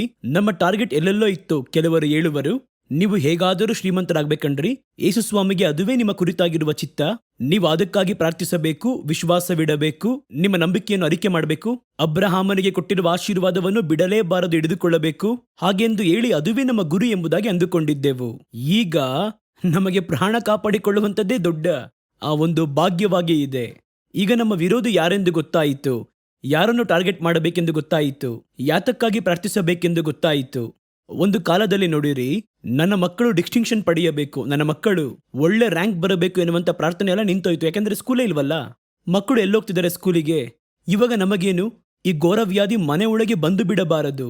ಹಾಗಾದರೆ ಮುಂದೆ ಬರುವ ಕಾಲದಲ್ಲಿ ನೀವು ಎದುರಿಸಬೇಕಾಗಿರುವ, ನೀವು ನಿರಾಕರಿಸಬೇಕಾಗಿರುವ, ಪ್ರಾರ್ಥಿಸಬೇಕಾಗಿರುವ, ತಪ್ಪಿಸಿಕೊಳ್ಳಬೇಕಾಗಿರುವ ಕಾಲ ಏನೆನ್ನುವುದನ್ನು ಈ ಕಾಲವು ಸ್ಪಷ್ಟವಾಗಿ ತೋರಿಸಿಕೊಟ್ಟಿದೆ. ಇದಕ್ಕೆ ಹಿಂದಿನ ಕಾಲದಲ್ಲಿ ಒಬ್ಬೊಬ್ಬರು ಒಂದೊಂದು ಗುರಿಯನ್ನು ತೋರಿಸುತ್ತಾ ಜನಗಳನ್ನು ಗೊಂದಲಪಡಿಸುತ್ತಿದ್ದರು. ಕೆಲವರು ಬಂದು ಹಾಗೆ ಪ್ರಾಸ್ಪರಿಟಿ ಲೈಫ್, ಅದುವೇ ನಮ್ಮ ಏಮ್, ನಮ್ಮ ಗೋಲ್ ಎನ್ನುವ ಹಾಗೆ ಜನಗಳಿಗೆ ಹೇಳಿದರು. ಇನ್ನು ಕೆಲವರು ನೀವು ಸಂತೋಷವಾಗಿರಬೇಕು, ಅದನ್ನೇ ಕರ್ತನು ಬಯಸುತ್ತಾನೆ, ಬನ್ನಿ ಕೊಂಡಾಟ ಮಾಡೋಣ ಎಂದು ನಮ್ಮನ್ನು ಕರೆದುಕೊಂಡು ಹೋದರು. ಇನ್ನು ಕೆಲವೊಬ್ಬರು ಒಬ್ಬೊಬ್ಬರು ಒಂದೊಂದು ಗುರಿಯನ್ನು ಇಟ್ಟುಕೊಂಡಿದ್ದರು. ಆದರೆ ನಿಜವಾಗಿರುವ ಗುರಿ ಎನ್ನುವಂಥದ್ದು, ನಿಜವಾಗಿಯೂ ನಿಮ್ಮ ಸೇವೆಯ ರಣರಂಗ ಯಾವುದು, ನೀವು ವಿರೋಧಿಸಬೇಕಾದ ವಿರೋಧಿ ಹೇಗಿರುವನು, ನೀವು ಸಂಧಿಸಬೇಕಾಗಿರುವ ಸವಾಲುಗಳು ಹೇಗಿರುವುದು ಎನ್ನುವುದನ್ನು ಒಂದು ಪ್ಯಾಂಡಮಿಕ್ ಕಾಲ, 1 ವರ್ಷ ಕೆಲವು ತಿಂಗಳುಗಳು ನಮಗೆ ಸ್ಪಷ್ಟವಾಗಿ ಹೇಳಿಕೊಟ್ಟಿತು. ಇನ್ನು ಮುಂದೆ ಹೀಗೆ. ಹಾಗಾದರೆ ಯಾರನ್ನೆಲ್ಲ ನಾವು ವಿರೋಧಿಸಬೇಕು ನೋಡಿರಿ.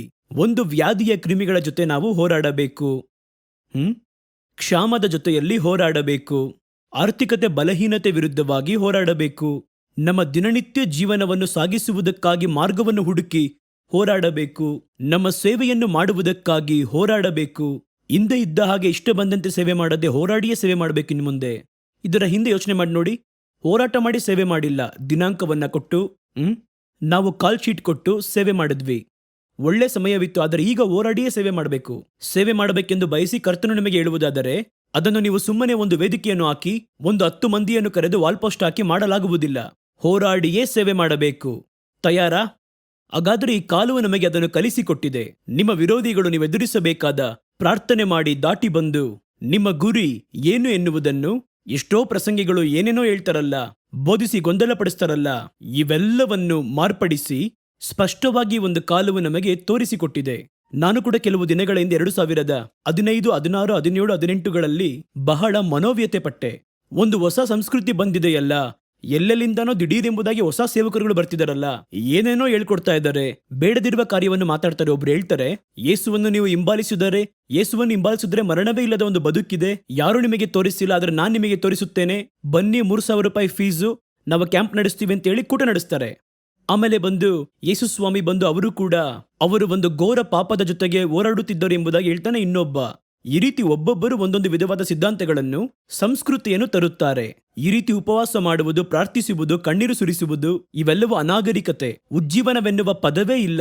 ಆ ರೀತಿ ಬಹುಮಂದಿ ವ್ಯತ್ಯಾಸವಾಗಿ ಈ ರೀತಿ ಹೇಳಿ ಮುಗ್ಧ ಜನಗಳನ್ನು, ಹೊಸದಾಗಿ ರಕ್ಷಣೆ ಹೊಂದಿರುವ, ಸತ್ಯವೇದದ ಅರಿವಿಲ್ಲದೆ ಇರುವ ಜನಗಳನ್ನು ಸುಲಭವಾಗಿ ವಶಪಡಿಸಿಕೊಳ್ಳುತ್ತಾರೆ. ಒಬ್ಬರು ಯಾವಾಗಲೂ ಯಾವುದರ ಕುರಿತಾಗಿ ಚಿಂತೆ ಮಾಡಬೇಡಿರಿ, ಯಾವಾಗ ನೋಡಿದ್ರೂ ಡ್ಯಾನ್ಸು, ಕೊಂಡಾಟವೇ. ಇನ್ನೊಬ್ಬರು ಬಂದು ಒಂದು ಬಾರಿ ರಕ್ಷಣೆ ಹೊಂದಿದರೆ ಸಾಕು, ಮತ್ತೆ ಪುನಃ ಮಾಡುವಂತ ತಪ್ಪುಗಳು, ಪಾಪಗಳ ಕುರಿತು ನೀವು ಚಿಂತೆ ಮಾಡಬೇಕಾಗಿರುವಂತ ಅವಶ್ಯಕತೆ ಇಲ್ಲ. ರಕ್ಷಣೆ ಹೊಂದಿರುವುದಾದರೆ ಆಂಟಿವೈರಸ್ ಹಾಕಿದ ಹಾಗೆ ಪಾಪವನ್ನು ನೀವು ಮಾಡಿದರೂ ಕೂಡ ಆ ಪಾಪದ ಪರಿಣಾಮವನ್ನು ಅದು ತೊಳೆಯುತ್ತಲೇ ಇರುವುದೆಂದು ಇನ್ನೊಬ್ಬ ಮಾತಾಡ್ತಾನೆ. ಇವೆಲ್ಲವನ್ನು ನೋಡುವಾಗ ಮನೋವ್ಯತೆ ನನಗೆ. ಯಾವ ರೀತಿಯೆಲ್ಲ ಬಹಳ ದೇವಸೇವಕರುಗಳು, ಬೋಧಕರು, ರಕ್ತಸಾಕ್ಷಿಗಳು, ಮಿಷನರಿಗಳು ಇದ್ದು ಎಬ್ಬಿಸಿದ ಸೇವೆ ಈ ರೀತಿ ಹಾಳಾಗ್ತಿದೆಯಲ್ಲ, ಇದು ಯಾವ ರೀತಿ ಮುಗಿಯುವುದೋ ಎಂದು ಅಂದುಕೊಳ್ಳುತ್ತಿದ್ದೆವು. ಒಂದು ಪ್ಯಾಂಡಮಿಕ್ ಕಾಲ, ಅವ್ರು ಯಾರು ಕಾಣಿಸ್ತಿಲ್ಲ. ಈಗ ಏನ್ ಮಾಡುವುದು? ಎಲ್ಲ ಶಬ್ದವೆಲ್ಲ ಕಡಿಮೆ ಆಯಿತು. ಇನ್ನು ಮುಂದೆ ಕುಣಿದಾಟ, ಕೊಂಡಾಟ ಏನೂ ಇಲ್ಲ. ತಪ್ಪಾದ ಬೋಧನೆಗಳನ್ನು ಕೇಳುವುದಕ್ಕೆ ಸಮಯವಿಲ್ಲ, ಕೇಳಲ್ಲ ಯಾರು ಈಗ ನಮ್ಮ ಮನದಲ್ಲಿ, ವಿಶ್ವಾಸಿಗಳ ಮನದಲ್ಲಿ, ನಾವು ಈ ಕಾಲದಲ್ಲಿ ಯಾವ ರೀತಿ ಬದುಕುವುದು, ಇದನ್ನು ಹೇಗೆ ಎದುರಿಸುವುದು, ಅದನ್ನು ಕಲಿಸಿಕೊಡಿ ಎಂದು ಕೇಳುವರು. ಅದನ್ನು ಬಿಟ್ಟು ನೀವು ಏನೇನೋ ಮಾತಾಡ್ತಿದ್ರೆ ಅದರ ಕುರಿತಾಗಿ ಅವರು ಗಮನ ಹರಿಸುವುದಿಲ್ಲ. ಒಬ್ಬ ವ್ಯಕ್ತಿಗೆ ಹಸಿವುಂಟಾಗುವುದಾದರೆ ಆಹಾರ ಕುರಿತೇ ಅಲ್ವಾ ಅವನು ಯೋಚನೆ ಮಾಡ್ತಾನೆ.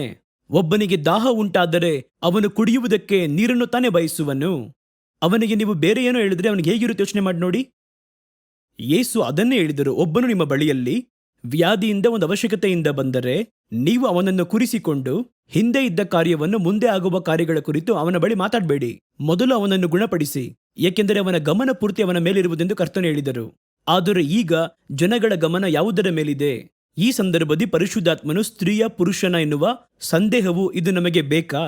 ಒಬ್ಬ ಬೋಧಕರು ಮಾತಾಡಿದರು, ಪರಿಶುದ್ಧಾತ್ಮನು ಒಂದು ಸ್ತ್ರೀ, ಯೇಸು ಕ್ರಿಸ್ತನು ಪುರುಷನು ಎಂದು ಹೇಳಿದರು. ಏಕೆಂದರೆ ನಮ್ಮ ಬೇರೆ ಧರ್ಮಗಳು, ಆ ವೇದಗಳಲ್ಲಿ ಶಕ್ತಿ ಎನ್ನುವಂಥದ್ದು ಒಂದು ಸ್ತ್ರೀ ರೂಪದಲ್ಲಿ ತೋರಿಸಲ್ಪಟ್ಟಿದೆ. ಪರಿಶುದ್ಧಾತ್ಮನು ಒಂದು ಶಕ್ತಿಯಲ್ಲವೇ? ಆದ್ದರಿಂದ ಅವರು ಸ್ತ್ರೀ ಎಂಬುದಾಗಿ ಒಬ್ಬರು ಮಾತಾಡ್ತಾರೆ. ಇದಕ್ಕೆಲ್ಲ ಸಮಯ ಇಲ್ಲ. ಈಗ ಕುಳಿತು ಯಾರಾದರೂ ಕೇಳ್ತಾರಾ? ಅವರು ಯಾರೇ ಆಗಿದ್ರೆ ನಮಗೇನ್ರಿ, ನಮಗೆ ಬಿಡುಗಡೆ ಬೇಕು, ನಮ್ಮ ಜೀವಿತವೇ ಒಂದು ಪ್ರಶ್ನೆಯಾಗಿದೆ, ಎಲ್ಲ ನಾವು ತಪ್ಪಿಸಿಕೊಳ್ಳಬೇಕು.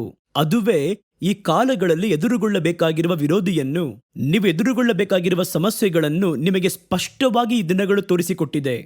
ನಮಗೆ ಗೊತ್ತಾಯಿತು ಇನ್ನು ಮುಂದೆ ಯಾವುದರ ಜೊತೆ ಹೋರಾಡಬೇಕು, ಯಾವುದನ್ನು ಸಂಧಿಸಬೇಕು, ಯಾವ ವಿಧಗಳಲ್ಲಿ ರಾಜಕಾರಣಿಗಳ ಜೊತೆ ಹೋರಾಡಬೇಕು, ರಾಜಕೀಯ ಸಂಸ್ಥೆಗಳ ಜೊತೆ ಹೋರಾಡಬೇಕು, ವೈದ್ಯರ ಜೊತೆ ಹೋರಾಡಬೇಕು, ಪರಿಸ್ಥಿತಿಗಳ ಜೊತೆ ಹೋರಾಡಬೇಕು, ನಮ್ಮ ಆರ್ಥಿಕತೆಯ ಜೊತೆ ಹೋರಾಡಬೇಕು. ಎಲ್ಲ ಹೋರಾಟಗಳು ನಮ್ಮ ಮುಂದೆ ಇವೆಯಲ್ಲ, ಇನ್ನು ಮುಂದೆ ಬರುವ ದಿನಗಳು ಹೀಗೆ ಇರುವುದು ಎಂದು ಈ ಒಂದು ಸ್ಯಾಂಪಲ್ ಈ ದಿನಗಳಲ್ಲಿ ನಾನು ಹೇಳಬೇಕು ಅಂದರೆ ಈ ದಿನಗಳನ್ನು ಸ್ಯಾಂಪಲ್ ಎಂದೇ ಹೇಳುತ್ತೇನೆ. ಸ್ಯಾಂಪಲೇ ಇಷ್ಟು ಭಯಂಕರವಾಗಿದ್ರೆ ರಿಯಾಲಿಟಿ ಹೇಗಿರುವುದು ಯೋಚನೆ ಮಾಡಿ ನೋಡಿ. ಇನ್ನು ಮುಂದೆ ಬರುವ ದಿನಗಳು ಬಹಳ ಭಯಂಕರ. ಆದರೆ ಅದಕ್ಕಂತ ನಾವು ಭಯಪಟ್ಟು ಇರುವುದಕ್ಕೆ ಆಗುವುದಿಲ್ಲ. ಈ ಲೋಕದಲ್ಲಿ ಹುಟ್ಟಿದ್ದೇವೆ, ಬದುಕಲೇಬೇಕಲ್ಲವೇ? ಅದಕ್ಕೆ ದಾರಿ ಏನೆನ್ನುವುದನ್ನು ಕಂಡುಹಿಡಿಯಬೇಕು. ಅದಕ್ಕೆ ಮಾರ್ಗ ಸತ್ಯವಿದೆ, ಯೇಸುವಿನ ಬಳಿ ಇದೆ.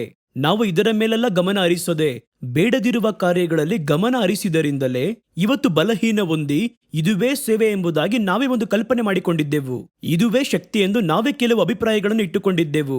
ಇದುವೇ ವರವೆಂಬುದಾಗಿ ನಾವೇ ಕೆಲವು ಕಾರ್ಯಗಳನ್ನು ಯೋಚನೆ ಮಾಡಿಕೊಂಡಿದ್ದೆವು. ಅದು ಇಲ್ಲ ಎನ್ನುವಂಥದ್ದನ್ನು ಈ ದಿನಗಳು ನಮಗೆ ಸ್ಪಷ್ಟವಾಗಿ ತೋರಿಸಿಕೊಟ್ಟಿದೆ. ನಂತರ 4ನೇ ಕಾರ್ಯ ಏನು ಹೇಳುತ್ತೆ ನೋಡಿ, ನಮ್ಮ ನಂಬಿಕೆಯ ಒಂದು ಅಳತೆಯನ್ನು ಈ ದಿನವೂ ನಮಗೆ ತೋರಿಸಿಕೊಟ್ಟಿದೆ. ಸಹಜ ಪರಿಸ್ಥಿತಿಯಲ್ಲಿ ನಂಬಿಕೆ ಎಂದು ಕೇಳಿದಾಗ ಎಲ್ಲರೂ ಕೂಡ ಕೈ ಎತ್ತುತ್ತಾರೆ. ಆದರೆ ನಿಜವಾಗಿಯೂ ಇದುವೇ ನಂಬಿಕೆ ಇಡುವಂತಹ ಒಂದು ಕಾಲ. ಒಂದೊಂದು ಕಾರ್ಯಕ್ಕೂ ನೀವು ನಂಬಿಕೆ ಇಟ್ಟು ನಡೆಯಬೇಕಾಗಿರುವ ಒಂದು ಕಾಲ.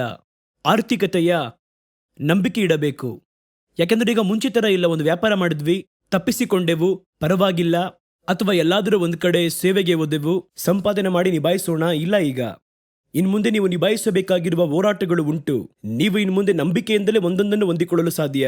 ಈ ಪರಿಸ್ಥಿತಿಯಲ್ಲಿ ನಿಮ್ಮ ನಂಬಿಕೆಯ ಒಂದು ಅಳತೆ, ನೀವು ಎಷ್ಟು ದೂರ ಇಲ್ಲಿವರೆಗೂ ನಂಬಿಕೆಯ ಅಳತೆ ನಿಮ್ಮಲ್ಲಿ ಇದೆ ಎನ್ನುವುದನ್ನು ಈ ದಿನಗಳು ನಮಗೆ ಅದನ್ನು ಬೆಳಕು ಹಾಕಿ ತೋರಿಸಿದೆ. ನಾವು ಅಂದುಕೊಂಡಿರಬಹುದು ನಾವು ದೊಡ್ಡ ವಿಶ್ವಾಸಿ, ನಾನು ಬಂದು ನಂಬಿಕೆಯಲ್ಲಿ ಒಂದು ಶಕ್ತಿ ಉಳ್ಳವನು, ಆ ರೀತಿ ಅಂದುಕೊಂಡಿದ್ದೆವು. ಆದರೆ ಆಗ್ಲಿಲ್ವಲ್ಲ ಅದು. ನಂಬಿಕೆಯಿಂದ ನಾವೇನು ಸಾಧನೆ ಮಾಡಲಿಲ್ಲ ಅಲ್ಲವೇ? ಹಾಗಾದರೆ ನಾವು ನಂಬಿಕೊಂಡಿರುವಂತಹ ವಿಶ್ವಾಸ ಎನ್ನುವಂಥದ್ದು ಅದು ಬೇರೆ, ಸತ್ಯವೇದದ ಯೇಸು ಹೇಳಿರುವಂತಹ ನಂಬಿಕೆ ಎನ್ನುವುದು ಅದು ಬೇರೆ. ನಾವು ಬೇರೆ ಯಾವುದನ್ನು ನಂಬಿಕೊಂಡು ಇದುವೇ ವಿಶ್ವಾಸ ಎಂಬುದಾಗಿ ನಾವಾಗಿಯೇ ಒಂದು ಅಭಿಪ್ರಾಯವನ್ನು ಇಟ್ಟುಕೊಂಡೇ ಇಷ್ಟು ದಿನ ಓಡಿದ್ದೇವೆ. ಒಂದು ಹೋರಾಟ ಬರುವಾಗಲೇ ಅಲ್ಲವೇ ನಮ್ಮ ಕೈಯಲ್ಲಿರುವುದು ಆಯುಧವಾ ಎಂದು ಗೊತ್ತಾಗುವುದು. ಒಬ್ಬ ಶತ್ರು ಬಂದಿದ್ದಾನೆ ಯುದ್ಧ ಮಾಡುವಾಗಲೇ ಇದು ನಿಜವಾದದ್ದ ಅಥವಾ ಫೇಕಾ ಎಂದು ಗೊತ್ತಾಗುವುದು. ಈ ಕಾಲವನ್ನು ಎದುರಿಸಬೇಕಾದರೆ ನಮ್ಮಲ್ಲಿರುವಂತ ನಂಬಿಕೆ ನಿಜವಾದದ್ದ ಅಥವಾ ಫೇಕ್ ಆದದ್ದ ಎಂದು, ಬಲಹೀನವಾದದ್ದ ಎಂದು ಗೊತ್ತಾಗುವುದು. ನೋಡಿ, ಆಗ್ಲಿಲ್ವಲ್ಲ? ನಮ್ಮ ನಂಬಿಕೆಯ ವಿಶ್ವಾಸದ ಒಂದು ಅಳತೆ, ಇಲ್ಲಿಯವರೆಗೂ ವಿಶ್ವಾಸವೆಂದು ನಾವು ನಂಬಿಕೊಂಡದ್ದೆಲ್ಲ ಏನು ಎಂಬುದನ್ನು ಈ ಕಾಲವು ಸ್ಪಷ್ಟವಾಗಿ ತೋರಿಸಿದೆ ನಮಗೆ. ಆಗುತ್ತಿಲ್ಲ, ಭಯಪಡುತ್ತೇವೆ, ತಡಮರಿಸುತ್ತೇವೆ, ತತ್ತರಿಸುತ್ತೇವೆ. ನೋಡಿ, ಬೇಕಾದರೆ ಎಷ್ಟೊಂದು ಜನಕ್ಕೆ ಆಲೋಚನೆ ಹೇಳಿದ್ವಲ್ಲ, ಇನ್ನು ಮುಂದೆ ಬರುವ ಕಾಲವು ಹೇಗಿರುವುದು ಎನ್ನುವ ಭಯ ನಮ್ಮೊಳಗೆ ಬರಲಿಲ್ಲವೇ? ಬರುತ್ತೆ. ಇನ್ನು ಮುಂದೆ ನಮ್ಮ ಸೇವೆ ಹೇಗಿರುವುದು ಎನ್ನುವ ಭಯ ಬರಲಿಲ್ವಾ? ಬರುತ್ತೆ. ಯಾಕೆ? ನಮ್ಮ ನಂಬಿಕೆ ವಿಶ್ವಾಸದ ಅಳತೆಕೋಲು ಏನೆನ್ನುವುದನ್ನು ಈ ದಿನಗಳು ನಮಗೆ ಸ್ಪಷ್ಟವಾಗಿ ತೋರಿಸಿಕೊಟ್ಟಿದೆ. ಅನಂತರ ಈ ದಿನಗಳು ನಮಗೆ ಕಲಿಸುವಂತಹ ಕಾರ್ಯವು ಏನು? ನಾವು ಸೇವೆ ಮಾಡುವಂತಹ ಕಾಲವನ್ನು ನಮಗೆ ತೋರಿಸಿಕೊಡುತ್ತದೆ. ಇನ್ಮುಂದೆ ಈ ಕಾಲವು ಹೀಗೆ ಇರುವುದು, ಈ ಕಾಲದಲ್ಲಿಯೇ ನೀವು ಸೇವೆಯನ್ನು ಮಾಡಲಿದ್ದೀರಾ. ಆಗ ಇನ್ನು ಮುಂದೆ ನಿಮ್ಮ ಒಂದು ಸೇವೆಯ ಸ್ಥಾಪನೆಗಳು, ನಿಮ್ಮ ಸೇವೆಯ ಕ್ರಿಯಾತ್ಮಕ ಯೋಜನೆಗಳು, ನೀವು ಹೇಳಬೇಕಾಗಿರುವ ಸಂದೇಶ ಎಲ್ಲವನ್ನು ಮಾರ್ಪಡಿಸಬೇಕು. ಓಕೆನಾ? ನೋಡ್ರಿ, ಪ್ರಥಮ ಶತಮಾನದಲ್ಲಿ ಅವರು ಮಾಡಿದಂಥ ಸೇವೆಯ ಸ್ವಭಾವಗಳು ಎಲ್ಲವನ್ನೂ ಮಾರ್ಪಡಿಸಬೇಕಾಗಿದೆ. ಅದು ನಾವು ಕುಳಿತು ಯೋಚಿಸಬೇಕು. ಇದು ನಮಗೆ ತೋರಿಸಿಕೊಟ್ಟಿದೆ. ಈಗ ನಾವು ಮಾತಾಡುತ್ತಿರುವ ಮಾತುಗಳನ್ನು ಇಟ್ಟು ಕಡೆಯ ಕಾಲದ ಸೇವೆಯನ್ನು ಮಾಡಲಾಗುವುದಿಲ್ಲ. ಇಲ್ಲಿಯವರೆಗೂ ನಾವು ಇಟ್ಟಿದಂತಹ ಸೇವೆಯ ಇದುವೇ ಸೇವೆಯ ಕ್ರಮಗಳು ಎಂಬುದಾಗಿ ಕೆಲವೊಂದನ್ನು ಇಟ್ಟುಕೊಂಡು ನಾವು ಇನ್ನು ಮುಂದೆ ಸೇವೆಯನ್ನು ಮಾಡಲಾಗದು, ಕಾಲವನ್ನು ತಳ್ಳಲಾಗದು. ಕಾಲ ಬದಲಾಯಿತಲ್ಲವೇ? ಹಾಗಾದರೆ ಈ ಒಂದು ವೇಳೆಯಲ್ಲಿ ನೀವು ಹೇಳುವಂತ ಸಂದೇಶವೂ ಕೂಡ ಮಾರ್ಪಡಬೇಕು. ಹಳೆಯ ಸಂದೇಶ ಅಬ್ರಹಾಮನನ್ನು ಹಿಡಿದು ಅಬ್ರಹಾಮನ ಆಶೀರ್ವಾದ, ಯಾಕೋಬನ ಆಶೀರ್ವಾದ ಒಂದು ಕಾಲದಲ್ಲಿ ಇತ್ತು, ಅದನ್ನು ನಾವು ಹೇಳಿದ್ವಿ. ಆದರೆ ಈಗ ಅವರಿಗೆ ಬೇಕಾಗಿರುವ ಅವಶ್ಯಕತೆಗಳು ಉಂಟಲ್ಲವೇ? ಅವರು ಸಂಧಿಸುವ ಸಮಸ್ಯೆ ಉಂಟಲ್ಲವೇ? ಹೋರಾಟ ಉಂಟಲ್ಲವೇ? ಈ ಕಾಲವು ನಮಗೆ ತೋರಿಸಿಕೊಟ್ಟಿದೆ. ಈ ಕಾಲದಲ್ಲಿ ಏನು ಮಾತಾಡಬೇಕು, ಏಕೆ ಮತ್ತೊಬ್ಬರೆಲ್ಲ ಮಾತಾಡಲಾಗದೆ ಬಾಯನ್ನು ಮುಚ್ಚಿಕೊಂಡರು ಎಂದು ಕೇಳಿದರೆ, ಈ ಕಾಲಕ್ಕೆ ಬೇಕಾಗಿರುವ ಸಂದೇಶ ಹೇಳಲು ನಮ್ಮಿಂದ ಆಗಲಿಲ್ಲ. ಈ ಒಂದು ಕಾಲವು ಎಂಥ ಕಾಲವಾಗಿ ಇರುವುದು, ಇದಕ್ಕೆ ಏನು ಆಲೋಚನೆ ಎಂದು ಹೇಳಲು ಆಗುತ್ತಿಲ್ಲ. ಏನೋ ರುಬ್ಬಿದ ಹಿಟ್ಟನ್ನೇ ಇಟ್ಟುಕೊಂಡು, ಹಳೆಯ ಕಾರ್ಯಗಳನ್ನೇ ಇಟ್ಟುಕೊಂಡು, ಹಾಗೆ ಜನಗಳನ್ನು ಮೇಲ್ನೋಟವಾಗಿ ಒರೆಸಿ ಅವರನ್ನು ಎಂಕರೇಜ್ ಮಾಡಿ ಉತ್ಸಾಹಪಡಿಸುತ್ತೇವೆ ಎಂದು ಹೇಳಿ ರಿಯಾಲಿಟಿಯನ್ನು ಅವರಿಗೆ ಮರೆ ಮಾಡಿ ಏನಾದರೂ ಅವರಿಗೆ ಸಂತೋಷಪಡಿಸಿ ಅವರು ಕೊಡುವ ಕಾಣಿಕೆಯನ್ನು ಪಡೆಯುವುದಕ್ಕಾಗಿ ನೀನು ಬಲಿಷ್ಠನು ಹಾಗೆ ಹೀಗೆ ಎಂದು ಅವರಿಗೆ ಹೇಳಿ ಅವರಿಗೆ ಬೇರೆ ಒಂದು ಕಾರ್ಯವನ್ನು ನಂಬುವಂತೆ ಮಾಡಿ ಅವರಿಗೆ ಹೇಳುವುದಕ್ಕೆ ಯಾವ ಸಂದೇಶವಿಲ್ಲ. ಅಂತಹ ಸಂದೇಶವನ್ನು ಹೇಳಿದರೂ ಕೇಳುವುದಕ್ಕೆ ಜನಗಳಿಲ್ಲ, ಕೇಳುವುದಿಲ್ಲ ಇನ್ಮುಂದೆ. ಹಾಗಾದರೆ ಇನ್ಮುಂದೆ ನಮ್ಮ ದಿನಗಳು ಮಾರ್ಪಟ್ಟಿದೆ. ನಾವು ಮಾಡಬೇಕಾಗಿರುವ ಸೇವೆಯ ಒಂದು ಕ್ರಮಗಳು ಮಾರ್ಪಡಿಸಲ್ಪಡಬೇಕು. 2020ರಲ್ಲೇ ಸೇವೆಯ ಕ್ರಮಗಳು ಎಲ್ಲವೂ ಮಾರ್ಪಟ್ಟಿದೆ ನೋಡಿದ್ರಾ? ಹೌದು. ಒಂದು ಕಾಲದಿ ಸಭೆಗಳಿಗೆ ಹೋಗಿ ಸೇವೆಯನ್ನು ಮಾಡಿ, ಸಭೆಗಳಿಗೆ ಹೋಗಿ ಸಂದೇಶವನ್ನು ಕೇಳಿ, ಸಭೆಗೆ ಹೋಗಿ ಕಾಣಿಕೆಯನ್ನು ಕೊಟ್ಟು, ಈಗ 2020ರಿಂದ ಕಾರ್ಡ್ನಲ್ಲೇ ಕಾಣಿಕೆ, ಟಿವಿನಲ್ಲೇ, ಫೋನ್ನಲ್ಲೇ, ಮೊಬೈಲ್ನಲ್ಲೇ ಆರಾಧನೆ, ಹೀಗೆಲ್ಲ ನಾವು ಅಂದುಕೊಂಡಿದ್ದೇವಾ? ಹಾಗಾದರೆ ಸೇವೆಯ ಕ್ರಮಗಳು ಮಾರ್ಪಡುತ್ತಿವೆ. ಸೇವೆಯಲ್ಲಿ ಎದುರುಗೊಳ್ಳಬೇಕಾಗಿರುವ ಕ್ರಮಗಳು ಮಾರ್ಪಡಲಿವೆ. ಅನಂತರ ಮೂರನೇದಾಗಿ ಹೇಳಲ್ಪಡುವ ಸಂದೇಶ ಮಾರ್ಪಡಬೇಕು. ಆ ದಿನದಲ್ಲಿ ಇದ್ದಂತೆ ಯಾವುದೋ ಒಂದು ಕಾರ್ಯವನ್ನಿಟ್ಟುಕೊಂಡು ಒಂದು ಕಥೆಯನ್ನು ಹೇಳಿ, ಅವರು ಬಂದು ಅಬ್ರಹಾಮ ಹೇಗೆ ಆಶೀರ್ವಾದ ಹೊಂದಿದರು, ಈಸಾಕ ಯಾವ ರೀತಿ ಆಶೀರ್ವಾದ ಹೊಂದಿದ, ಈ ವಿಧವಾದ ಆಶೀರ್ವಾದ ಸಂದೇಶಗಳು. ನೀನು ಬಾಲವಾಗಿರದೆ ಶಿರಸ್ಸಾಗಿರುವೆ ಎಂದು ಒಂದು ಕಾಲದಲ್ಲಿ ಹೇಳಿದ್ವಿ ಅಲ್ವಾ? ಎಂಕರೇಜ್ ಮಾಡಿ ಸಂತೋಷಪಡಿಸಿ ಅದೆಲ್ಲ ಬದಲಾಯಿತು ಈಗ. ಯಾಕಂದ್ರೆ ರಿಯಲ್ ಲೈಫ್ನಲ್ಲಿ ಒಬ್ಬೊಬ್ಬರು ಕೂಡ, ಅದು ದೊಡ್ಡವರಿಂದ ಮಕ್ಕಳು ಚಿಕ್ಕವರವರೆಗೂ ಕೂಡ, ಶ್ರೀಮಂತರಿಂದ ಬಡವರವರೆಗೂ, ಅವಿದ್ಯಾವಂತರವರೆಗೂ ಎಲ್ಲರೂ ಇವತ್ತು ಹೋರಾಡಿ ಬದುಕಬೇಕಾಗಿರುವ ಪರಿಸ್ಥಿತಿಯಲ್ಲಿ ಅವರಿಗೆ ಈ ಕಾಲದ ಕುರಿತಾಗಿರುವ ಸಂದೇಶಗಳು ಹೇಳಲ್ಪಡಬೇಕು. ಹಾಗಾದರೆ ಸೇವೆ ಮಾಡಬೇಕಾಗಿರುವ ಕಾಲವು ಯಾವ ರೀತಿ ಇರಬೇಕು ಎನ್ನುವುದನ್ನು ಈ ಕಾಲವು ನಮಗೆ ತೋರಿಸಿಕೊಡುತ್ತದೆ. ಇನ್ನು ಮುಂದೆ ಈ ರೀತಿಯೇ ಇರುವುದು, ಇದರಲ್ಲಿ ಯಾವ ಬದಲಾವಣೆಯೂ ಇಲ್ಲ. ಇನ್ನು ಮುಂದೆ ಬರುವ ದಿನಗಳು ಇದೇ ರೀತಿಯೇ ಅಧಿಕವಾಗುತ್ತಲೇ ಹೋಗುವುದು. ಒಂದರ ಮೇಲೆ ಒಂದು ಅಲೆಯಲೆಯಾಗಿ ಸಮಸ್ಯೆಗಳು ಬರುವುದು. ಆದರೆ ಈ ದಿನಗಳಲ್ಲಿ ಸೇವೆ ಮಾಡುವುದಕ್ಕೆ ಕರ್ತನು ಹೊಸ ತಲೆಮಾರಿನ ಸೇವೆಯನ್ನು ಎಬ್ಬಿಸುವರು. ಕರ್ತನು ಹೊಸ ಸೇವೆಯ ವಿಧಗಳನ್ನು ಹೇಳುವರು. ಹೇಳಲ್ಪಡಬೇಕಾಗಿರುವ ಹೊಸ ಸತ್ಯವನ್ನು ಕರ್ತನು ಪ್ರಕಟಿಸುವನು. ಆಯಾ ಸಮಯಗಳಲ್ಲಿ ಆ ಸತ್ಯವು ಹೇಳಲ್ಪಡಬೇಕಲ್ಲವೇ? ಆ ಸತ್ಯವನ್ನು ಕರ್ತನು ಪ್ರಕಟಿಸುವರು. ಅದನ್ನು ಕೇಳಿ ಗ್ರಹಿಸಿಕೊಳ್ಳುವುದಕ್ಕಾಗಿ ಲಾಕ್ಡೌನ್ ಸಮಯ. ನೀವು ಈ ಸಮಯದಲ್ಲೂ ಸುಮ್ಮನೆ ತಿರುಗಾಡುತ್ತಿದ್ದರೆ ಇನ್ನು ಮುಂದೆ ಬರುವ ಕಾಲಗಳಿಗೆ ನಿಮ್ಮನ್ನು ಯಾವ ರೀತಿ ಸಿದ್ಧಪಡಿಸಿಕೊಳ್ಳುವಿರಿ? ಯಾತಕ್ಕಾಗಿ ಕರ್ತನು ನಿಮ್ಮನ್ನು ಮನೆಯಲ್ಲಿ ಅಡಗಿಸಿ ಇಟ್ಟಿದ್ದಾರೆ? ಹಲವು ಕಾರ್ಯಗಳನ್ನು ಹೇಳಿಕೊಡುವುದಕ್ಕಾಗಿ. ನೀವು ಮುಚ್ಚಲ್ಪಟ್ಟ ಬಾಗಿಲ ಒಳಗೆ ಕುಳಿತುಕೊಂಡು ಆ ಸಮಯವನ್ನೆಲ್ಲ ವ್ಯರ್ಥ ಮಾಡಿಕೊಂಡರೆ ಇನ್ನು ಮುಂದೆ ಬರುವಂತ ಕಾಲವನ್ನು ಎದುರಿಸುವುದಕ್ಕೆ ಹೇಗೆ ನೀವು ನಿಮ್ಮನ್ನು ಸಿದ್ಧಪಡಿಸಿಕೊಳ್ಳಲು ಸಾಧ್ಯ? ಆದ್ದರಿಂದ ಚೆನ್ನಾಗಿ ಒಂದು ಕಾರ್ಯವನ್ನು ಮಂದಟ್ಟು ಮಾಡಿಕೊಳ್ಳಿರಿ. ಇದು ಬಂದು ರೆಸ್ಟ್ ಮಾಡಿಕೊಳ್ಳುವುದಕ್ಕೆ ಈ ಸಮಯವನ್ನು ಕರ್ತನು ಕೊಟ್ಟಿಲ್ಲ. ಈ ಕಾಲದಲ್ಲಿ ನಿಮ್ಮನ್ನು ನೂತನಪಡಿಸುವುದಕ್ಕೆ, ನಿಮ್ಮನ್ನು ಟ್ರಾನ್ಸ್ಫಾರ್ಮ್ ಮಾಡುವುದಕ್ಕೆ, ಹೊಸ ಕಾರ್ಯವನ್ನು ಹೇಳಿಕೊಡುವುದಕ್ಕೆ, ನಿಮ್ಮನ್ನು ಹೊಸ ಕಾರ್ಯಗಳಿಗೆ ತಯಾರಿಸುವುದಕ್ಕಾಗಿ, ಸಿದ್ಧಪಡಿಸುವುದಕ್ಕಾಗಿ ಈ ಒಂದು ಲಾಕ್ಡೌನ್. ನಿಮ್ಮ ಗಮನವು ಬೇರೆ ಕಡೆ ಚದುರಿಸಲ್ಪಡದೆ ಇದರಲ್ಲೇ ಪರಿಪೂರ್ಣವಾಗಿದ್ದು ಕ್ರಿಯೆ ಮಾಡಬೇಕು ಎನ್ನುವುದನ್ನು ನಿಮಗೆ ತೋರಿಸುವುದಕ್ಕಾಗಿಯೇ ಈ ಲಾಕ್ಡೌನ್ ಕಾಲವನ್ನು ಇಟ್ಟಿದ್ದಾರೆ. ದಿನಗಳು ಬಹಳ ಕೆಟ್ಟವುಗಳಾಗಿರುವುದರಿಂದ ಕಾಲವನ್ನು ಪ್ರಯೋಜನ ಮಾಡಿಕೊಳ್ಳಿರಿ ಎಂದು ಕರ್ತನು ನಮಗೆ ಹೇಳಿದ್ದಾರೆ. ಈ ಲಾಕ್ಡೌನ್ ದಿನಗಳು ನಮಗೆ ಇನ್ನು ಮುಂದೆ ನಾವು ಎದುರುಗೊಳ್ಳಲಿರುವ ಮನುಷ್ಯರನ್ನು, ಸಮಾಜವನ್ನು ನಮಗೆ ತೋರಿಸುತ್ತದೆ. ನಾನು ಮುಂಚೆ ಹೇಳಿದ ಹಾಗೆ ನೋಡಿರಿ, ಮನುಷ್ಯರ ಜೀವನವೆಲ್ಲ ಮಾರ್ಪಟ್ಟಿದೆ. ಇನ್ನು ಮುಂದೆ ಅದಕ್ಕೆ ತಕ್ಕ ಹಾಗೆ ಮಾತಾಡಬೇಕು. ಇನ್ನು ಮುಂದೆ ಅದಕ್ಕೆ ತಕ್ಕ ಹಾಗೆ ನಿಮ್ಮ ಮಾತುಗಳಿರಬೇಕು. ನಿಮ್ಮ ಸೇವೆ ಅದಕ್ಕೆ ತಕ್ಕ ಹಾಗೆ ಇರಬೇಕು. ಎಲ್ಲ ಮಾರ್ಪಟ್ಟಿದೆ ಅಲ್ಲವೇ? ಒಂದು ಕಾಲಗಳಲ್ಲಿ, ನಾನು ನನ್ನ ಸೇವೆಯನ್ನು ಆರಂಭಿಸಿದ ಕಾಲಗಳಲ್ಲಿ 79, 80ನೇ ಒಂದು ಕಾಲಘಟ್ಟಗಳಲ್ಲಿ ಮೊಬೈಲ್ ಫೋನಿಗೆ ಎಚ್ಚರವಾಗಿರಿ ಎಂದು ನಾವು ಸಂದೇಶವನ್ನು ಹೇಳಿಲ್ಲ. ಸಾಮಾಜಿಕ ಜಾಲತಾಣಗಳಿಗೆ ಎಚ್ಚರವಾಗಿರಿ ಎಂದು ನಾವು ಹೇಳಿಲ್ಲ. ಅದು ನಿಮ್ಮ ಸಮಯವನ್ನು ತಿಂದು ಬಿಡುವುದು ಎಂದು ನಾವು ಹೇಳಿಲ್ಲ. ಏಕೆಂದರೆ ಅದು ಆಗ ಇಲ್ಲ. ಆದರೆ ಈಗ ನಾವು ಅದರ ಕುರಿತು ಮಾತಾಡಬೇಕಾಗಿದೆ. ಕಾಲವು ಬದಲಾಯಿತು, ಸಮಾಜವು ಬದಲಾಯಿತು, ಜನಗಳು ಬದಲಾದರು, ಸಂಸ್ಕೃತಿ ಬದಲಾಯಿತೆಂದರೆ ಆ ಸಂದೇಶವು ಮಾರ್ಪಡಬೇಕಲ್ಲವೇ? ಹಾಗಾದರೆ ಅದನ್ನೇ ನೀವು ಎದುರಿಸಬೇಕಾಗಿರುವ ಸಮಾಜವನ್ನು, ಮನುಷ್ಯರನ್ನು ಕುರಿತಾಗಿರುವ ಕಾರ್ಯಗಳನ್ನು ಈ ಒಂದು ಕಾಲವು ನಿಮಗೆ ಅದನ್ನು ಪ್ರಕಟಿಸಿ ತೋರಿಸಿದೆ.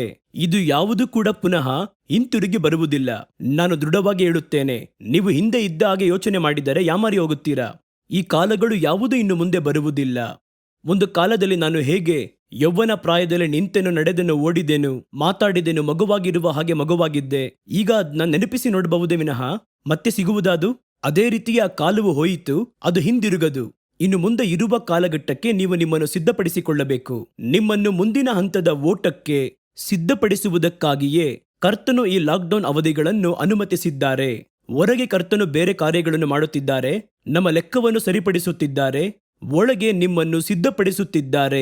ಆದ್ದರಿಂದಲೇ ದಿನಗಳು ಬಹು ಕೆಟ್ಟವುಗಳಾಗಿರುವುದರಿಂದ ಕಾಲವನ್ನು ಪ್ರಯೋಜನ ಮಾಡಿಕೊಳ್ಳಿರಿ. ಅವರು ಕಾಲವನ್ನು ಯಾವಾಗ ಆದಾಯ ಮಾಡಬೇಕು ವಿಶೇಷವಾಗಿ ಹೇಳಿದ್ದಾರೆ ನೋಡಿ.